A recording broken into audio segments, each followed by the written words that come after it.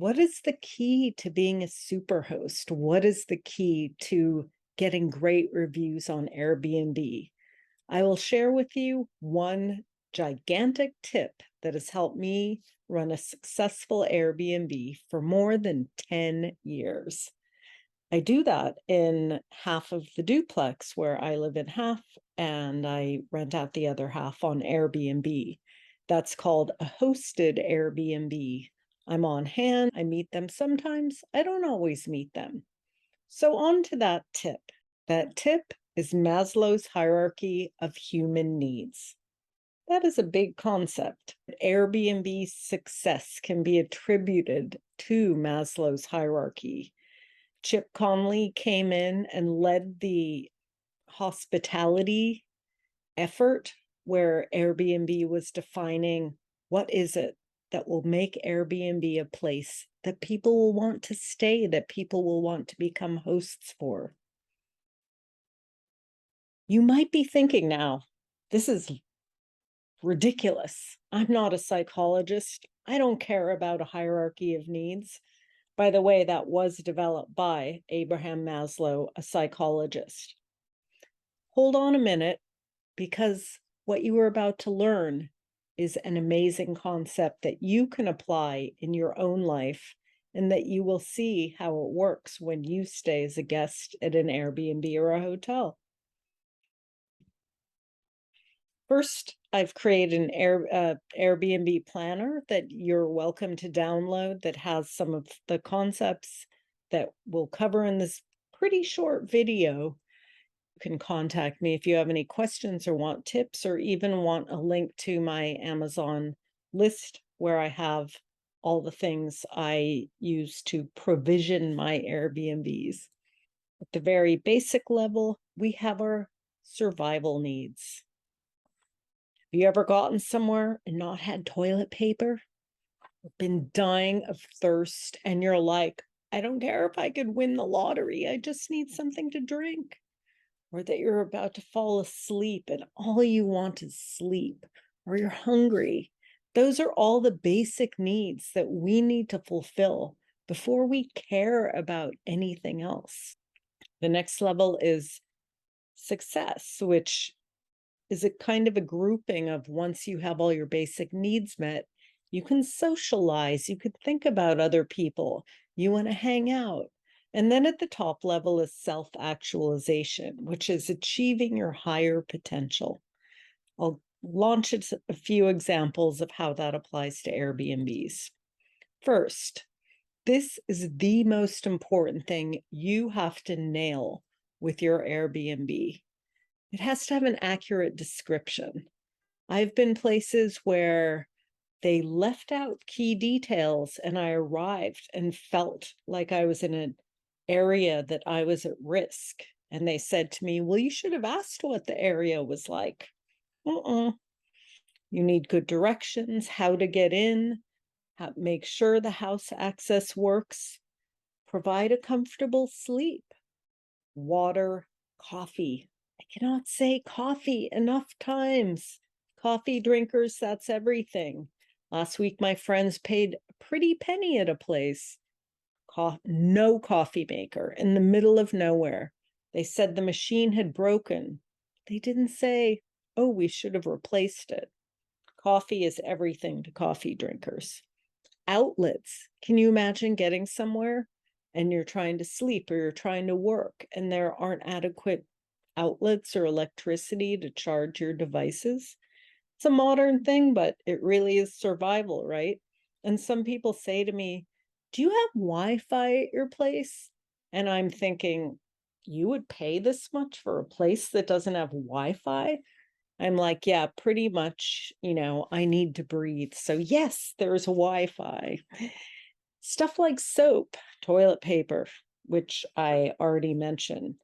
But it's nuts to me that people who are willing to pay what I charge, which isn't that much, but it's more than camping, ask me, do you have towels? Do you have sheets? Do you have toilet paper?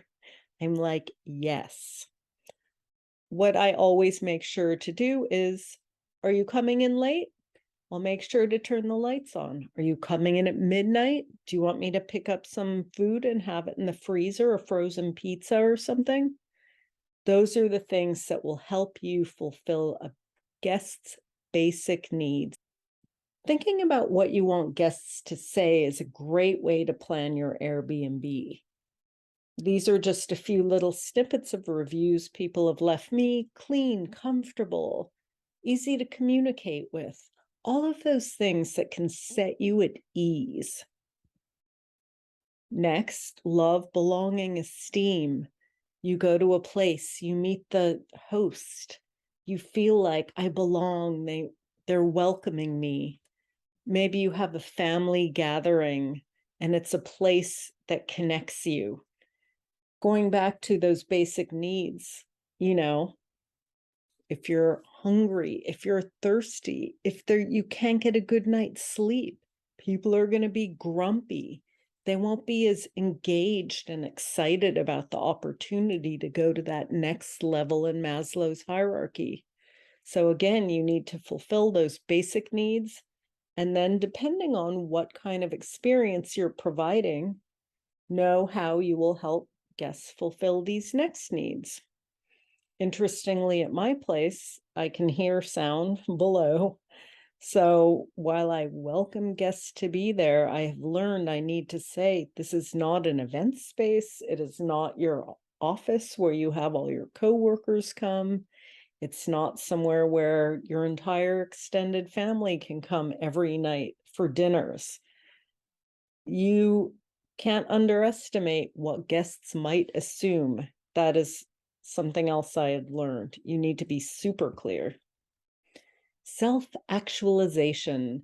These are on Airbnb. They feature all of the really cool lodgings that are higher priced, the yurts, the tree houses, the plus stays that are just perfectly appointed. Self-actualization is when you've taken care of everything and you're able to just focus. What am I here for? What kind of experience will be a lifetime memorable bucket list quality experience? Many Airbnbs don't provide that. The ones that do can charge a lot of money. If you say you're delivering on that, you can't have photos that show one thing and then guests show up and it's something else. Or the hot tub can't be broken if that's something you're featuring. So it's really important, again, to know, what are you promising that you're going to deliver on?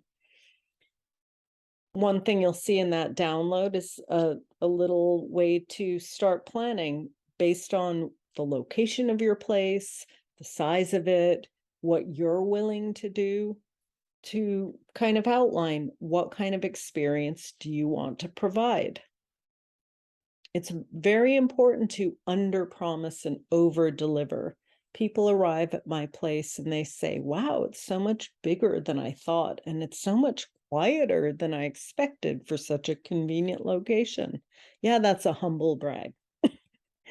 Still, it is important to not overstate and then have people arrive and be like, I have so many examples, but you can go to the Airbnb community to read them from hosts. Interestingly, this is a little snippet from the email I get from Airbnb when I'm named Superhost. The criteria here, one of them is response rate. How do you think that relates to Maslow's hierarchy and why response rate is important? Well, partly it's because they want guests to book with you and book with Airbnb. But it's also because when people are making travel plans, they want that assurance. Okay, I'm locked in. I know that the host is there. They're attentive. They're listening to me. They're answering my questions. Next is the cancellation rate. If you've ever been canceled on, you know how frustrating that can be and how disappointing. It is really important to Airbnb that you not cancel on guests. You can read in their terms what happens if you do, but you can see that that's why it's one of the criterion. This is like an extra video from years ago when I was younger. like we all were years ago.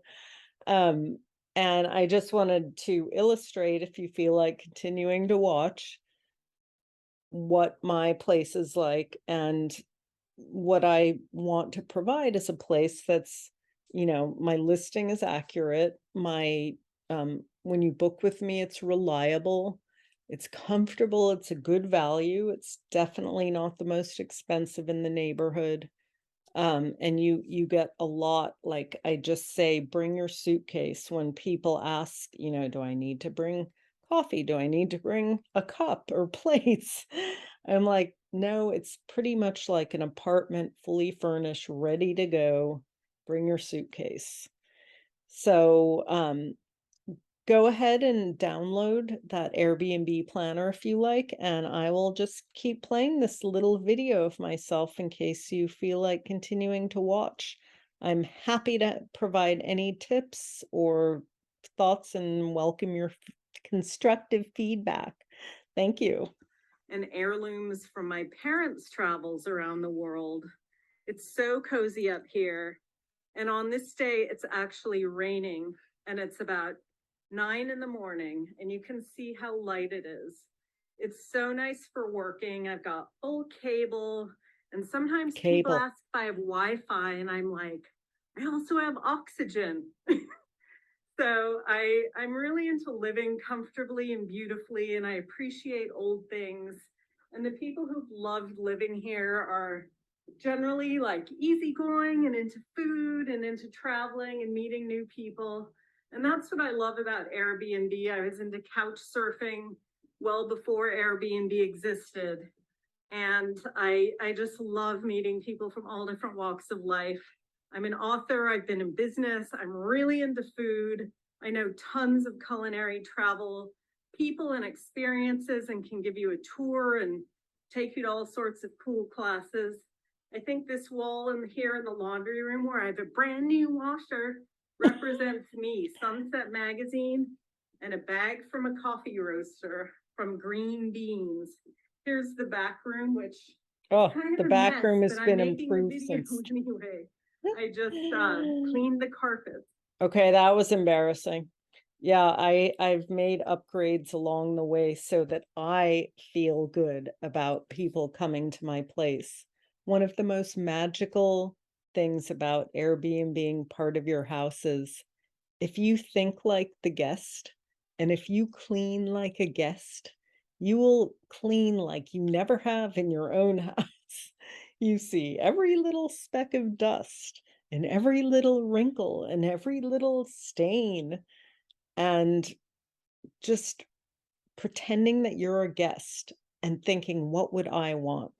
That is the key to Airbnb Superhost success, and it all relates to Maslow's hierarchy of needs. Thanks for watching and dealing with my amateur video.